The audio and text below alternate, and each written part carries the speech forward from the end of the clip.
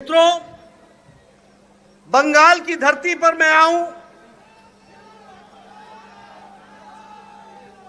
और स्वामी विवेकानंद, रविंद्रनाथ टैगोर जी, बंकिम चंद्र चटर्जी जी, नेताजी सुभाष चंद्र बोस, ऐसे तमाम हमारे महान पुरुषों को नमन करते हुए मैं अपनी बात शुरू करता हूं। मित्रों, जहां तक सवाल है भारत के विकास का और बंगाल के विकास का, है कि मोदी जी के नेतृत्व में बहुत तीव्र गति से सारा देश आगे बढ़ा। फिर चाहे वो स्वच्छता अभियान हो, जहां 11 करोड़ शौचालय बने, वहीं 1.4 करोड़ शौचालय बंगाल में मोदी जी ने बना करके दिए, ये हम सबको मालूम है। ये जो शौचालय बनाए गए, ये शौचालय सिर्फ शौचालय ही नहीं थे, ये महिलाओं का सशक्तिकरण था। ये महिलाओं का सशक्तिकरण था। गांव में जिस तरीके से वो जीवन में अपने दैनिक क्रिया के लिए, नैतिक दैनिक कर्म के लिए वो सूर्योदय और सूर्यास्त का इंतजार करते थे, उनको 11 करोड़ महिलाओं को परिवार में शौचालय देकर के, इज्जत घर देकर के उनको इज्जत प्रदान की, ये हमको ध्यान में रखना चाहिए। मित्रों, फिर चाहे जनधन योजना हो, उजाला योजना हो, उज्ज्वला योजना हो या आयुष्मान भारत हो, सभी को प्रधानमंत्री मोदी जी ने पूरी ताकत के साथ भारत के गांवों को बदलने का प्रयास किया। लेकिन मुझे दुख है कि हम यहां पर बंगाल में लगभग 4 करोड़ 67 लाख लोगों को, 4 करोड़ 67 लाख लोगों को आयुष्मान भारत में 5 लाख रुपए का सालाना स्वास्थ्य के लिए उनको हम कवर देना चाहते थे, 5 लाख का। लेकिन ममता दीदी ने ये आयुष्मान भारत यहां लगने नहीं दिया और बंगाल के 4 करोड़ 67 लाख लोगों को इस सेवा से, मोदी जी की सेवा से वंचित रखा है। इसको हमको समझना चाहिए। ममता जी, आपनी के खेला शेष होंगे, खेला शेष हो गए, अपनी जावे, बीजेपी का सरकार आएगा और आयुष्मान भारत 4 करोड़ 67 लाख लोगों को मिलेगा। इस बात को हमको समझना चाहिए। मित्रों, आपको जान करके आश्चर्य होगा, मोदी जी ने साल का 6,000 रुपए और इस तरीके से 11 करोड़ 70 लाख किसानों को प्रधानमंत्री किसान सम्मान निधि दी है। 2 साल हो गए, 12,000 रुपए दे दिए गए। तीसरे साल का 2,000 रुपए, 14,000 रुपए का किस्त दे दिया गया।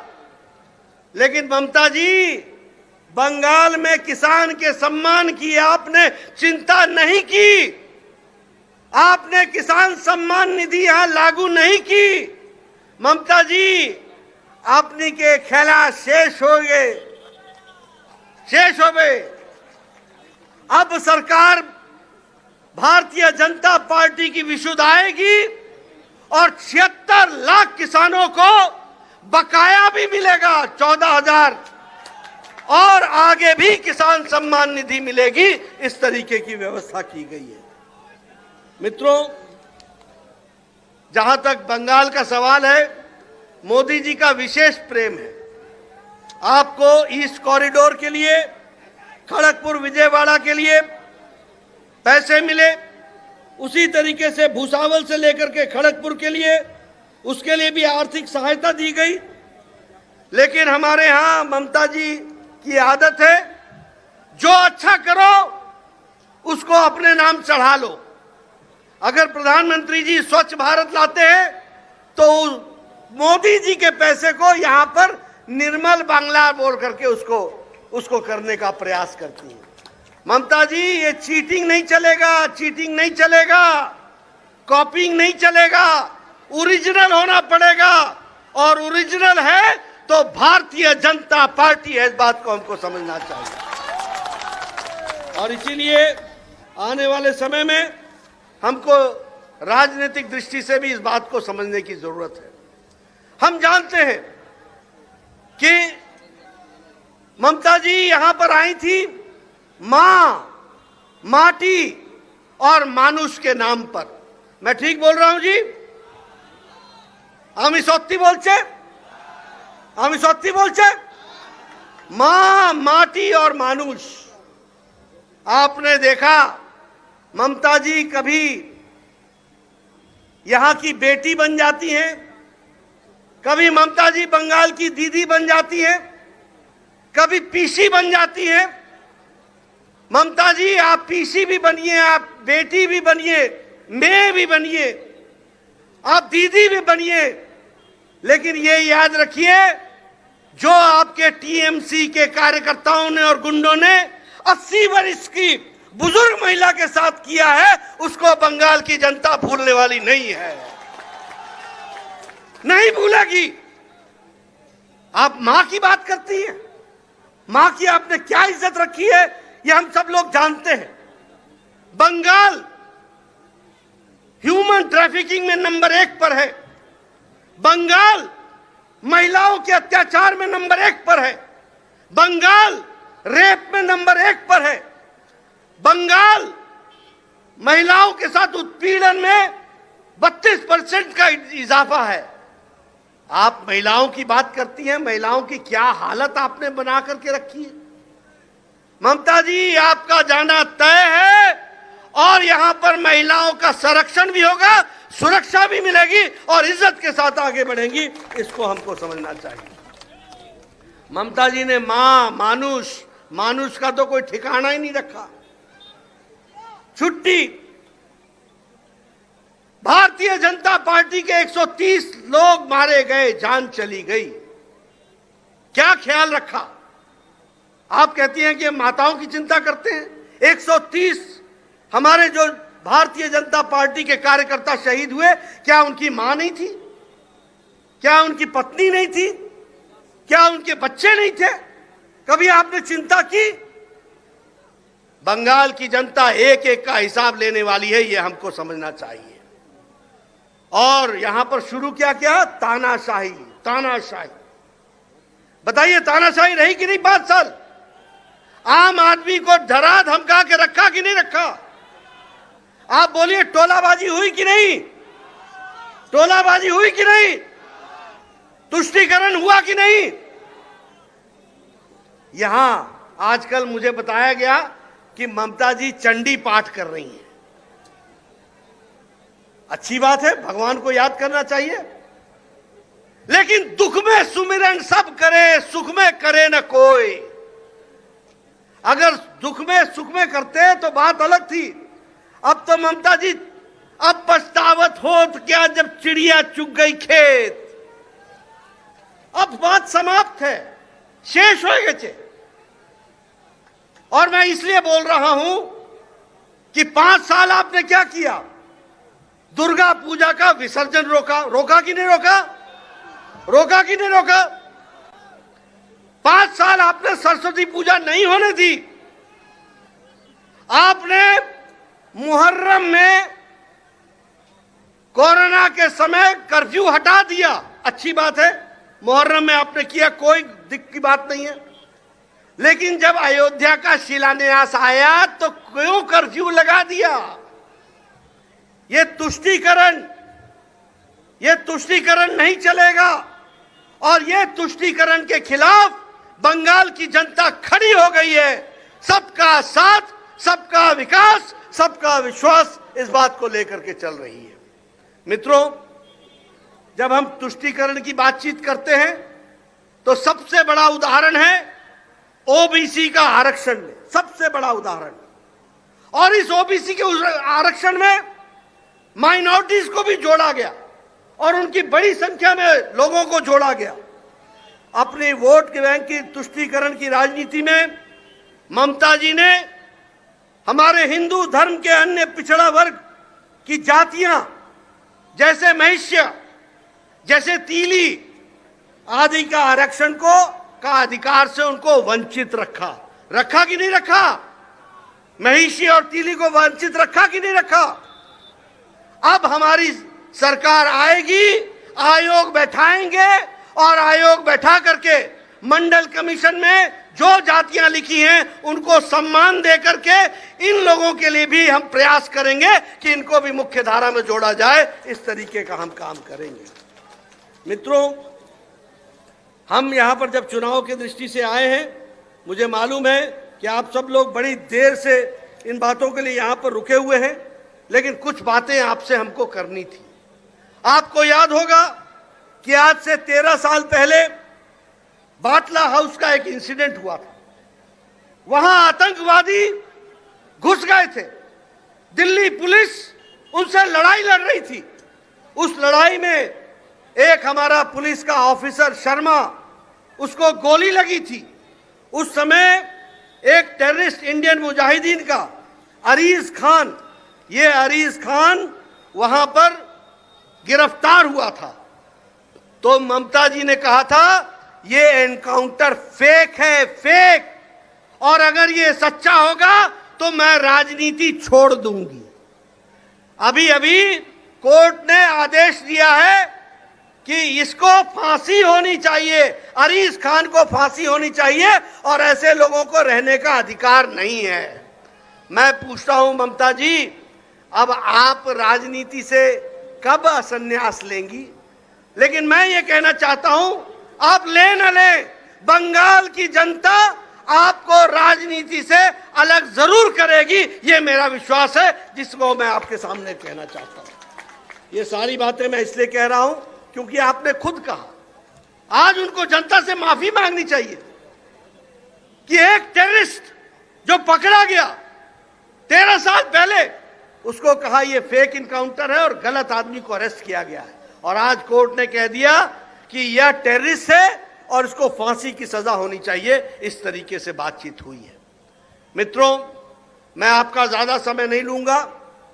यहां पर हमारी चुनाव के दृष्टि से, जहां एक तरफ हमारे हरकाली प्रतिहार जी खड़े हैं, वहीं हमारी सुप्रीति चटर्जी खड़े हैं। दोनों ही समाज के प्रति समर्पित कार्यकर्ता हैं, नेता हैं, दिन रात एक करके काम करते हैं। इनको आप विजयी बनाएंगे, ये मेरा आपसे निवेदन है। और हमारे तन्मय घोष जी, जरा आगे आइए यहां। तन्मय घोष जी ये सामाजिक और राजनीतिक कार्यकर्ता दोनों हैं, समाज का काम भी करते हैं और राजनीति का काम भी करते हैं, और बहुत शांत प्रिय ढंग से लोगों की सेवा में जुटे रहते हैं। ये भारतीय जनता पार्टी के ही प्रत्याशी हैं, जो सौम्य हैं, जो समर्पित हैं, जो जनता के साथ उनकी मिलकर आवाज उठाते हैं और उनकी सेवा में दिन रात एक करते हैं। ऐसे ये हमारे कार्यकर्ता हैं। ये वो नहीं है टोलाबाजी, ये कटमनी वाले नहीं हैं। कटमनी को जवाब देना है तो इनको जिताना है, टोलाबाजी शेष करना है तो इनको जिताना है, तुष्टीकरण को समाप्त करना है तो इनको जिताना है, अगर भ्रष्टाचार को समाप्त करना है तो इनको जिताना है, अगर भय मुक्त बंगाल बनाना है तो इनको जिताना है। इसके लिए हम आपसे निवेदन करने आए हैं। मित्रों, मेरी इच्छा तो बहुत थी कि आपके साथ बहुत से विषयों पर चर्चा करूं, लेकिन आप लोगों का जो मैं जोश देख रहा हूं, जो तालियों की गड़गड़ाहट देख रहा हूं, मुझे ऐसा लगता है कि आपको कुछ बताने की जरूरत नहीं है। खेला शेष होबे, खेला शेष होबे, और ये हम नहीं करेंगे, ये शेष आप करेंगे, ये मुझे विश्वास है। इसलिए कमल खिलेगा, भारतीय जनता पार्टी आगे बढ़ेगी और बंगाल भय मुक्त तरीके से विकास की ओर बढ़ेगा, इस बात को हमको समझना चाहिए। फिर चाहे शिक्षा का सवाल हो, चाहे आर्थिक विषय का सवाल हो, चाहे रोजगार का सवाल हो, चाहे स्वास्थ्य का सवाल हो, ये सारे विषयों को अगर कोई रूप देगा तो भारतीय जनता पार्टी देगी। मैं स्वास्थ्य की दृष्टि से आपसे फिर से बताऊंगा, अगर 4 करोड़ 76 लाख लोगों को ममता जी ने 5 लाख रुपए का गंभीर बीमारियों से लड़ने का जो मोदी जी ने ताकत दिया था उससे आपको वंचित रखा है, तो बंगाल के 4 करोड़ से ज्यादा लोगों के साथ कितना बड़ा अन्याय किया है, ये हमको समझना चाहिए। और ऐसे लोगों को और ऐसी पार्टी को घर बिठाना जरूरी है। इनको आराम दीजिए और इनको काम दीजिए, ये मैं आपसे निवेदन करने आया हूं। मुझे पूरा विश्वास है आप इस बात को पूरा करेंगे। आप सब लोग बड़े देर से, मुझे बताया गया कि आप सब लोग 2 बजे के आए हुए हैं, धूप में बैठे हुए थे, लेकिन आप सब लोगों ने धैर्य रखा, आपका बहुत बहुत धन्यवाद। आगे हम सफल होकर के निकलेंगे और फिर मैं आऊंगा चुनाव के बाद आपका आशीर्वाद लेने। बहुत बहुत धन्यवाद। जय भारत, जय बंगाल।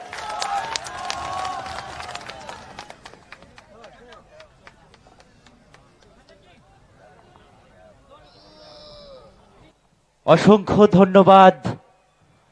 কতুলপুরের মাটি থেকে রাষ্ট্রীয় সভাপতিকে জানাই প্রণাম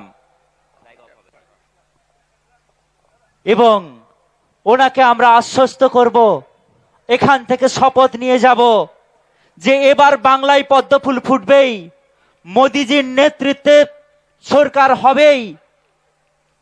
আজ এই পরিবর্তন যাত্রার বাবা ভীমরাও আম্বেদকর সম্মান যাত্রার সূচনা করছেন। বাবা সাহেব ভীমরাও আম্বেদকর সম্মান যাত্রা আজ আমাদের এই কতুলপুর থেকে শুরু হলো। এর মাধ্যমে আমাদের যে সমস্ত তপশিলি সম্প্রদায়ের মানুষ ভারতীয় জনতা পার্টির পক্ষ থেকে যে সম্মান জানানো হয়েছে, মাননীয় নরেন্দ্র মোদীজি যে তপশিলি সম্প্রদায়ের জন্য প্রভূত যোজনা নিয়ে আসছেন, সেই সম্মানকে আমরা সামনে রেখে আজকে এই বিধানসভা থেকে বাবা সাহেব ভীমরাও আম্বেদকর সম্মান যাত্রা শুভ সূচনা করলেন ভারতবর্ষের বিজেপির সর্বভারতীয় সভাপতি श्री जे.पी. नड्डा जी। बोलिए। मैं आपके सामने ये बात बताना चाहता हूं कि बंगाल के एक रिपोर्ट में ये आया है और ये national commission on schedule caste commission ने ये कहा है कि बंगाल में महिलाओं के साथ, शेड्यूल कास्ट महिलाओं के साथ जो रेप होता है, जो उनके साथ दुर्व्यवहार होता है, उसके साथ साथ जो उनको प्रताड़ना होती है और शेड्यूल कास्ट लोगों के साथ भी जो प्रताड़ना होती है, उसको बंगाल पुलिस केस में रजिस्टर नहीं करती है। ऐसा है बंगाल के बारे में रिपोर्ट, और इसको हमने बदलना है। जन जन के पास जाना है और हमारे शेड्यूल कास्ट भाइयों को इज्जत के साथ बंगाल में जीने का अधिकार देना है। इस बात को हमको समझना है और इसलिए ये यात्रा भारतीय जनता पार्टी की निकली है। लाल सिंह आर्या जी हमारे एससी मोर्चा के राष्ट्रीय अध्यक्ष हैं, इनके नेतृत्व में गांव-गांव जाएंगे और बीजेपी का अलख जगाएंगे और हम अपने जो शेड्यूल कास्ट भाई हैं उनको इज्जत भी देंगे और माताओं की रक्षा और सुरक्षा करेंगे। ये हम आपको बताना चाहते हैं। बहुत बहुत धन्यवाद।